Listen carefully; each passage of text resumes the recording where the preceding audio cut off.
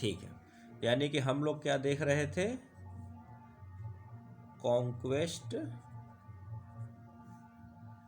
कॉन्क्वेस्ट्स of northern India. और इस conquest of northern India में हमने पहला मालवा कंप्लीट कर लिया है, जिसमें बाज बहादुर सरेंडर होके मनसबदार बना। नेक्स्ट कहानी है किसकी, जौनपुर एंड चुनार की। तो लिखिए, जौनपुर एंड चुनार। तो ये यूपी का एरिया आपको दिखेगा, बनारस मिर्ज़ापुर के आसपास का एरिया है जौनपुर और चुनार का। इसकी क्या कहानी है, तो लिखिएगा, हाँ Chunar, CHUNAR, Chunar.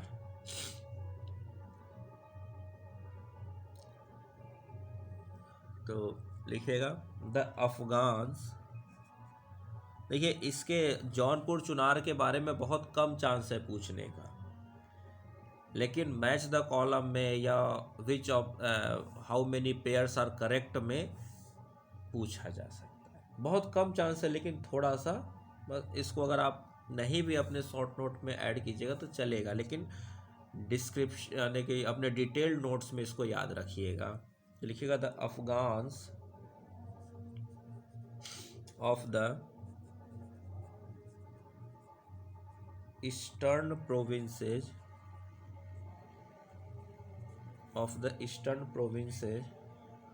the Afghans of the eastern provinces under the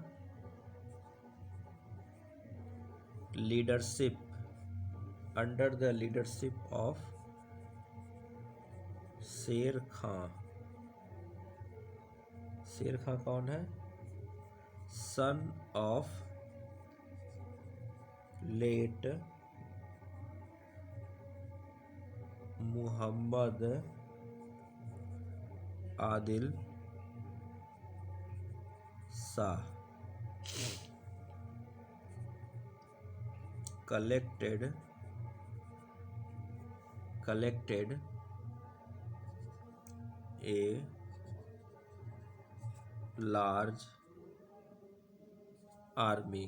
a large army and made a bid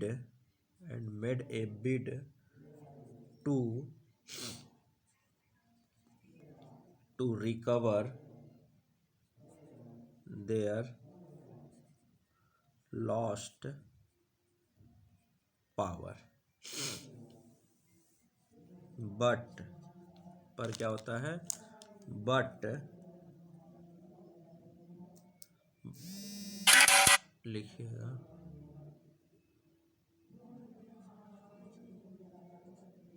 but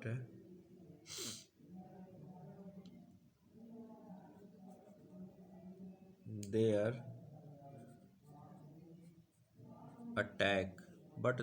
attack on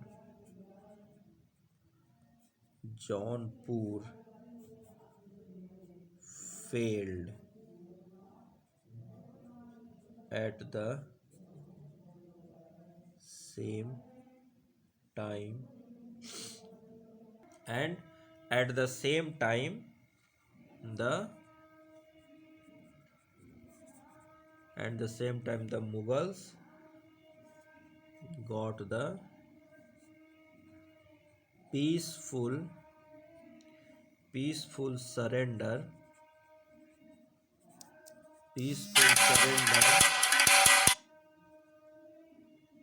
of Chunar from the hands of Afghans। The hands of Afghans. ठीक, लिख लिया। एक मिनट थोड़ा hold कीजिएगा, एक phone आ रहा है। यहाँ देखिए, तो क्या हुआ, जौनपुर में इसने अटैक किया और बाद में जौनपुर ने अटैक करने की कोशिश की, यानी कि जौनपुर ने किसके ऊपर, अकबर के ऊपर अटैक करने की कोशिश की, पर वो फेल हो गया। तो फिर से आपको क्या करना पड़ेगा, एक बार बैक जाना पड़ेगा। और वहाँ जौनपुर के बारे में आपको बताया गया कि जौनपुर को एस्टेब्लिश किसने किया, तो फिरोज शाह तुगलक ने किया। किसके नाम पर, अपने कजन जौना खां यानी कि मोहम्मद बिन तुगलक के नाम पर। और हमें यह भी पता है कि बाद में मोहम्मद शाह तुगलक मतलब के टाइम पर यही हो गई कि बाद में क्या हुआ, इब्राहिम शाह सकरी, क्या हुआ, इब्राहिम शाह सिकरी ने क्या किया था, उसको अलग कर लिया था। और फिर सिराज ऑफ ईस्ट के नाम से जौनपुर को जाने लगा था। और बाद में हमने पता है कि बहलोल लोधी ने जौनपुर को अटैक करके हुसैन शाह सिकरी से अनेक्स कर लिए, दिल्ली सल्तनत में मिला लिया था। कब, 1476 में। लेकिन ये कब की बात है, ये 1561 की बात है। तो उसके बाद से जब दिल्ली सल्तनत ख़त्म हुआ, और दिल्ली सल्तनत ख़त्म होने के बाद बाबर आया, बाबर के बाद हुमायूं आया, हुमायूं के बाद शेर शाह सूरी आया। तो शेर शाह सूरी यानी सूर अंपायर के वीक होने के बाद वहाँ के जो अफगान नॉबल्स थे, उन्होंने अब उसको इंडिपेंडेंट कर लिया था। कौन था, शेर खां, यानी कि ये लोगों ने अपने आप को वहाँ पर थोड़ा बहुत जो बचे हुए सूर अंपायर के थे, उन लोगों ने अपने आप को जौनपुर में बचा कर रखा था। और Sher Khan son of late Mohammad Adil Shah, यानी कि शेर शाह सूरी के खानदान का व्यक्ति है शेर खां।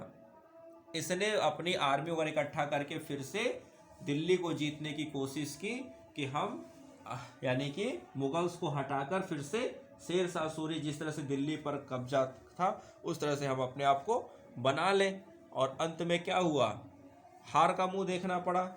और फिर चुनार एक छोटा सा राज्य था, उसने भी उसी के साथ सरेंडर कर दिया। और इस तरह से जौनपुर और चुनार किसके हाथ में आ गया, मुगल सल्तनत के हाथ में आ गया।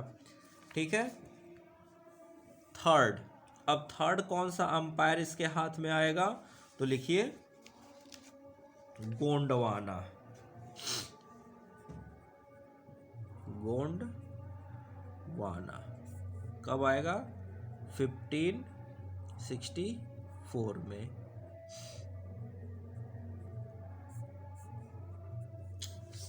1654 में। तो इसकी कहानी क्या है, तो चलिए इसको भी लिखते हैं।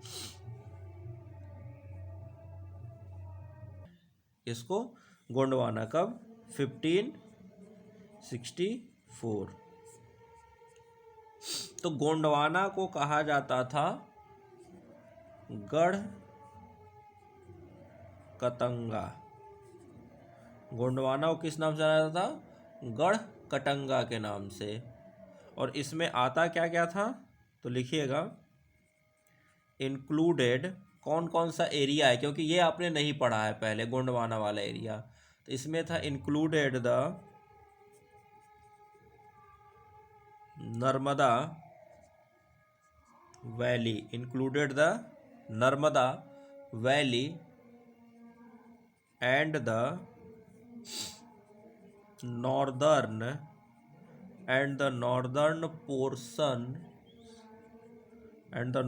portions of the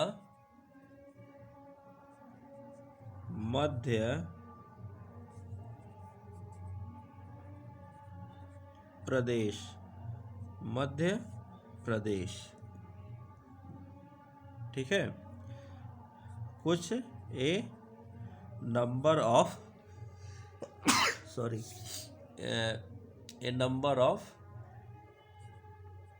Gond and Rajput principalities, छोटे छोटे राजपूत और गोंड की प्रिंसिपलिटीज भी इसके कंट्रोल में थी। इतना मिलाकर गोंडवाना एरिया था। अब इसकी कहानी क्या होती है? तो गोंडवाना की जो रानी होती है उनका नाम था रानी दुर्गावती। ठीक है। तो गोंडवाना की कहानी क्या है? नर्मदा वैली वाला ये हिस्सा है गोंडवाना। तो लिखिएगा, लिखिए संग्राम शाह। कौन थे?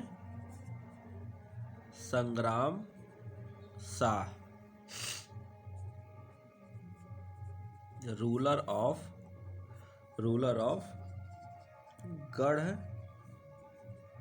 कतंगा, married his eldest son Dalpat Shah with Rani Durgavati. Rani Durgavati, Rani Durgavati कौन है? तो रानी दुर्गावती के बारे में लिख लीजिए,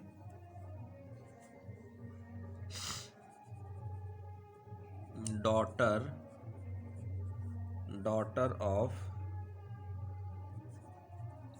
राजपूत,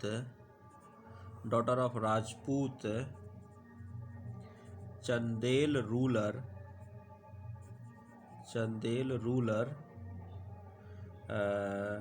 कीरत राय। कौन थे? कीरत राय ऑफ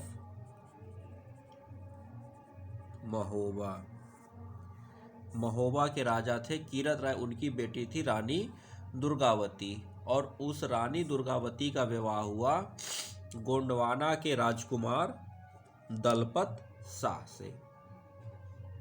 ठीक है। अब कहा यह जाता है कि जो इलाहाबाद का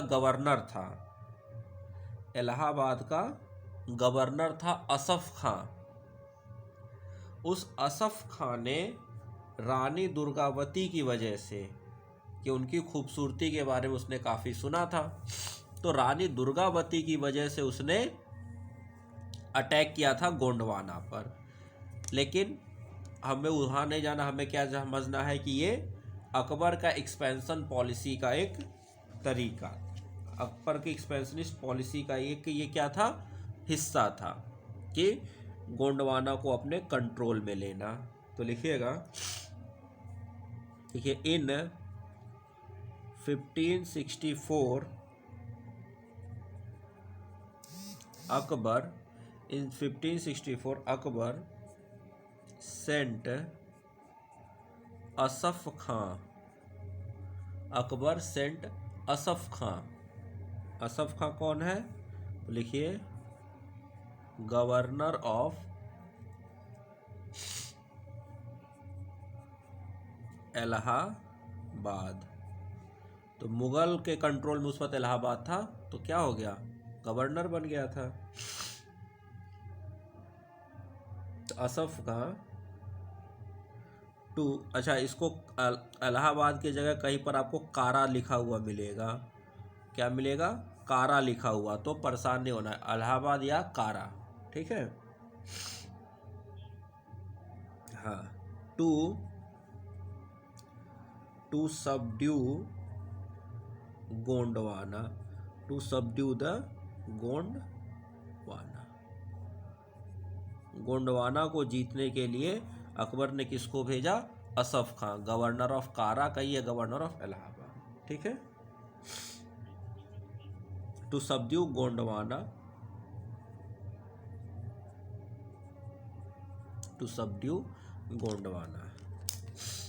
अब होता क्या है, इधर अब आते हैं। तो ये तो अकबर ने भेज दिया, और गोंडवाना में हो क्या रहा था? तो हो ये रहा था, तो लिखिएगा, Dalpat Shah died soon after his marriage. Soon after his marriage, and Rani Durgavati made his minor son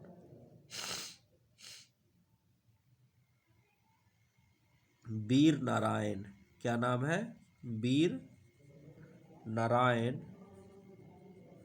as king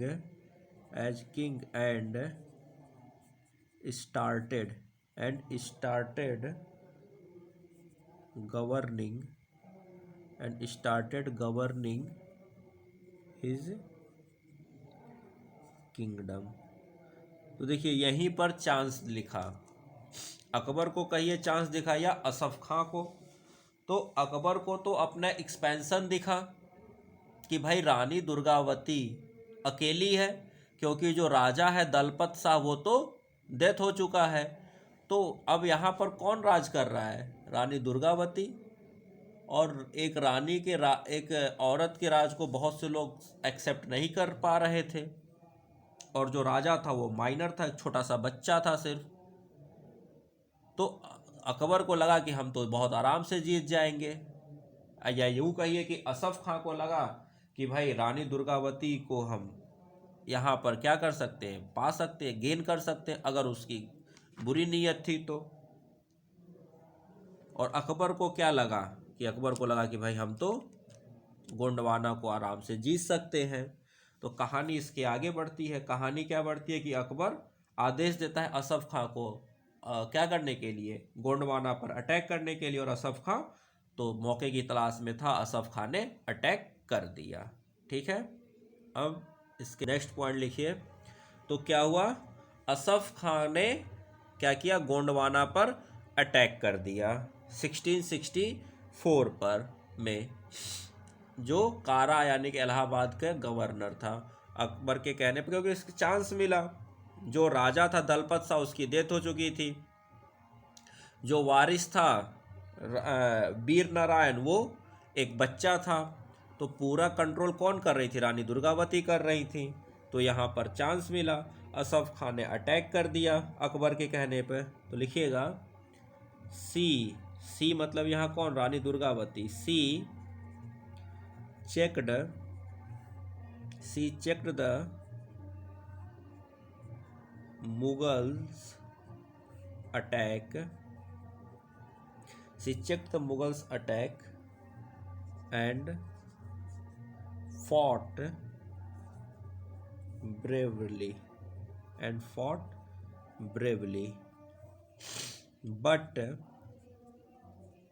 But when she saw in danger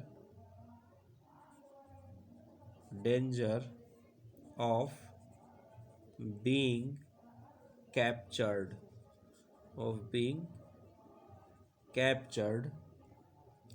she stabbed herself to death. तो बहुत बहादुरी से लड़ी, लेकिन जब लगा कि अब मैं जीत नहीं पाऊंगी और मुझे प्रिजनर यानी कि बंदी बना लिया जाएगा, तो उन्होंने खुद को स्टैब यानी कि चाकू मारकर खुद अपनी जान दे दी, सुसाइड कर लिया। She stabbed herself to death and by this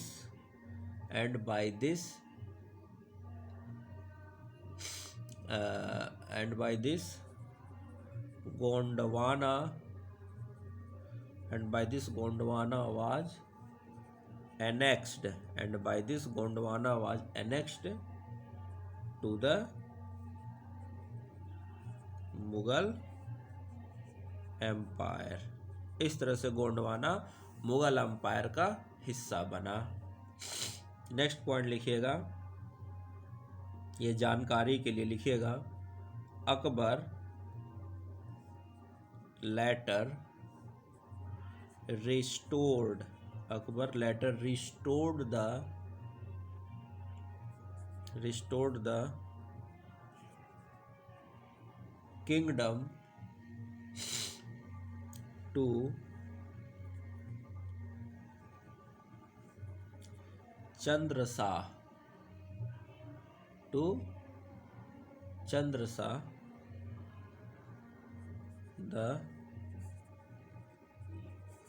younger son of संग्राम शाह। तो जब अकबर को सारी बातें पता चली तो अकबर ने क्या किया, जो संग्राम शाह का दूसरा बेटा था, पहला तो दलपत राय मर ही चुका था, दलपत शाह, उसकी डेथ हो चुकी थी, नेचुरल डेथ थी, और रानी दुर्गावती क्या कर रही थी, राज कर रही थी। और जो यंगर सन था संग्राम शाह, वो भी कोई खास संग्राम शाह का बड़ा बेटा चंद्र शाह कोई बहुत मतलब बड़ा नहीं था उस वक्त। तो अब क्या हुआ, तो जब अकबर ने सब कुछ जीत लिया तो फिर उसने क्या किया, उसी चंद्र शाह को ही अपने अंडर यानी कि अपनी रिजेंसी में ही क्या किया, उसको फिर से गोंडवाना कर दे दिया और कहा कि तुम यहाँ राज करो, इंटरनल मैटर तुम्हारे, एक्सटर्नल मैटर हमारा, और बदले में ट्रिब्यूट देते रहो। अकबर की ये पॉलिसी बहुत ही कारगर साबित होती थी। अब वो चंद्र शाह कभी उसके सामने खड़ा नहीं हो सकता, हमेशा उसके कंट्रोल में रहेगा और हमेशा क्या रहेगा, उसका वफादार भी बन के रहेगा और उसका कृतज्ञ भी बन के रहेगा। तो ये अकबर की बहुत ही अच्छी कूटनीति कह लीजिए कि जीत कर भी डायरेक्ट अपने कंट्रोल में नहीं लेता था, उन्हीं को वहाँ पर अपने क्या कहते थे, या तो अपने वफादार लोगों को बैठा देता था या फिर उनको बैठा तो फिर उनके दरबार में अपने लोगों को, अपने वफादारों को बैठा देता था, और इस तरह से ये पूरा राज करता था। तो नॉर्दर्न इंडिया के हमने 3 देख लिए, मालवा, जौनपुर एंड चुनार और गोंडवाना। अब चौथा जो है वो हम लोग नेक्स्ट क्लास में देखेंगे। उसमें ज़्यादा कुछ नहीं है, उज्बेक रिबेलियन वगैरह है, मेन यही 3 थे, ठीक है, मेन यही 3 थे। उसके बाद तो मतलब आएंगे इसी में, लेकिन वो राजपूत के रूप में आएंगे, नॉर्दर्न इंडिया में ही आएगा लेकिन राजपूत की पॉलिसी के रूप में आएगा कि राजपूतों के साथ अकबर की क्या पॉलिसी थी। तो वहाँ हम देखेंगे राजपूत के कौन कौन से, जैसे कि राजपूताना को कैसे, रणथंबोर को कैसे जीता, उसमें हल्दी घाटी का वॉर वगैरह वो सब लोग देखेंगे, ठीक है। तो इस तरह से अकबर ने अपनी पॉलिसी को आगे बढ़ाया और गोंडवाना को कंट्रोल करके फिर चंद्र शाह के थ्रू उसको अपने कंट्रोल में रखा। तो यहाँ तक के लिए आज इस क्लास में, यहीं तक के लिए। इसके आगे की कहानी हम लोग राजपूत वगैरह के बारे में कैसे फिर कंट्रोल किया, क्या क्या वो पूरी उसकी पॉलिसी है अकबर की, वो सब हम लोग नेक्स्ट क्लास में देखेंगे।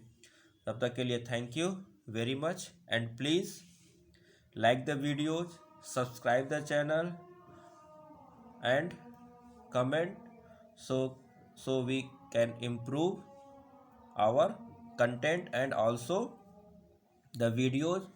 या आपको जो भी दिक्कत है, जो नहीं समझ में आ रही है बातें, उसको कमेंट में लिखिए, आपको वो बातें, वो सारी चीज़ें आपको बताई जाएंगी, उसका जवाब दिया जाएगा। और प्लीज़ वीडियो को लाइक कीजिए, चैनल को सब्सक्राइब कीजिए ताकि आपको और अच्छा कंटेंट दिया जाए। यहाँ सिर्फ पढ़ाई की बातें होती हैं और हम लोग बहुत अच्छे से यूपीएससी और पीसीएस के लेवल की हर एक बात, और यही नहीं, अगर आप इसके शॉर्ट नोट देखो तो आपके कोई भी एग्ज़ाम हो, चाहे एसएससी लेवल हो, चाहे यूपी ट्रिपल एससी हो, हर एक एग्ज़ाम में ये आपको सारी चीज़ें काम आएंगी। Okay, thank you very much and please subscribe the channel. Thank you.